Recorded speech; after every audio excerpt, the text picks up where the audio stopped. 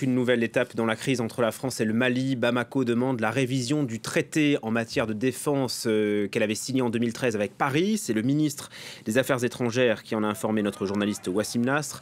Bonjour Wassim. Bonjour. C'est Abdoulaye Diop qui a donc répondu à vos questions. Absolument. Il y avait cette rumeur, on va dire. Donc j'ai tout de suite je lui ai adressé la question directement. Il a répondu en ces termes-là. Donc, le Mali demande la révision du traité en matière de défense et des amendements ont été formellement donc présentés à Paris et que Bamako attendait la réponse de Paris. Il est même allé encore plus loin en parlant de mesures ou de clauses anticonstitutionnelles. En ce qui concerne, par exemple, l'interdiction de vol, telle qu'il l'a présenté, de la chasse malienne dans certains endroits. Sur ce point-là, j'ai vérifié, en fait, c'est pas vraiment le cas. Il y a des règles, ce qu'on appelle de déconfliction. Donc, quand la chasse malienne, qui est très jeune, d'ailleurs, elle a été réactivée il y a 1 an exactement avec des avions Tucano. Donc, quand ils veulent intervenir sur zone, il faut que ça soit coordonné avec les Français, qui ont le plus grand nombre d'aéronefs, en fait, sur zone pendant les opérations militaires. Donc, ceci dit, j'ai aussi vérifié que effectivement, les Maliens ont présenté cette demande fin décembre, qui est restée un peu, on va dire, confidentiel, sauf que le fait que maintenant c'est sorti, qu'ils le disent clairement, que ça soit le ministre des Affaires étrangères qui le dit, évidemment, au monde d'un cran, comme vous l'avez très bien dit, par rapport aux relations franco-maliennes. Peut-être un petit mot sur ce traité entre Bamako et Paris. C'est un traité qui régissait les forces françaises post-Serval, donc dès 2013, qui a été amendé en 2014 pour Barkhane et puis en 2020 pour la force Takuba, donc les forces spéciales européennes. Donc c'est le cadre, on va dire, légal de l'intervention des forces françaises et des forces partenaires au Mali. Donc c'est central dans la coopération entre la France et le Mali. Quelles répercussions ça peut avoir pour les forces françaises ? Pour le moment, aucune.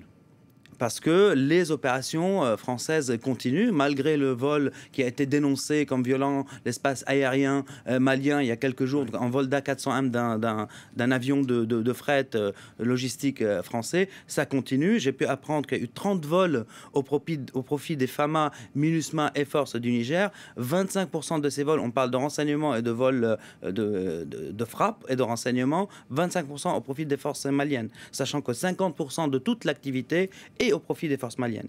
Et j'ai pu apprendre aussi que dans les dernières 48 heures, il y a eu 4 opérations conjointes entre forces françaises, Takuba et forces maliennes dans la région du Ménaka et particulièrement à Indeliman, où la force Takuba et les Français essayent d'aider les forces maliennes à réinvestir des bases qu'ils avaient perdues au profit de l'État islamique en 2019. Donc pour le moment, selon les sources officielles françaises, ça continue. Mais l'impact est finalement tombé sur les autres, c'est tombé sur la MINUSMA. Ouais, ça ne change rien pour Barkhane, mais pour la MINUSMA, c'est une autre affaire. Vous avez eu le porte-parole, je crois. C'est une autre affaire, j'ai eu le porte-parole, j'ai pu comprendre que depuis vendredi, tous les vols n'ont pas le droit les vols de MINUSMA sont aux arrêts. J'ai eu des contacts à Kidal, des représentants Touareg qui m'ont dit on est coincé à Kidal, en gros, on ne peut pas rentrer, il y a plus de vols.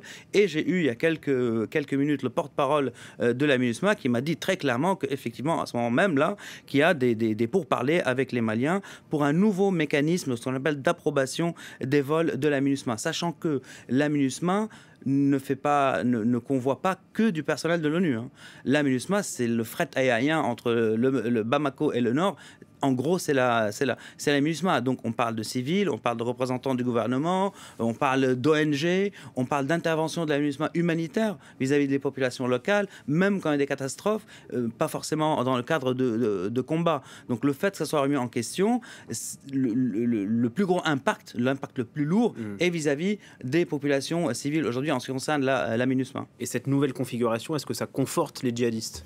Écoutez, les djihadistes profitent évidemment du vide. Il faut rappeler qu'ici même à France 24, on a dévoilé la première confrontation entre djihadistes et opératifs russes. Donc c'était le 3 janvier, parce que ces opératifs russes, c'est à cause de cet élément-là qu'on a tout ce micmac diplomatique aujourd'hui. Le fameux Wagner. Voilà, absolument. Donc Wagner plus militaire de rang, russe, mécano pour les hélicos, etc. Donc les djihadistes se sont prononcés très clairement par des audios le 15 en appelant au combat contre les Russes au même titre que les Français et l'armée malienne. Il y a Ziad Agali, le chef donc du JNIM, s'est prononcé contre les Russes il y a quelques mois. Donc pour eux, ça continue comme d'habitude et les Russes s'ajoutent, on va dire, à toutes ces armées présentes sur la zone. Mais évidemment que si vraiment, dans les faits, de manière opérationnelle, la collaboration entre l'armée malienne et les armées françaises et les armées africaines du G5 est mise à mal, évidemment que les djihadistes vont profiter de ce vide-là, sachant qu'effectivement, même si les Russes ou Wagner sont présents sur le terrain, ils peuvent réussir et ils peuvent échouer aussi. Il faut rappeler que Wagner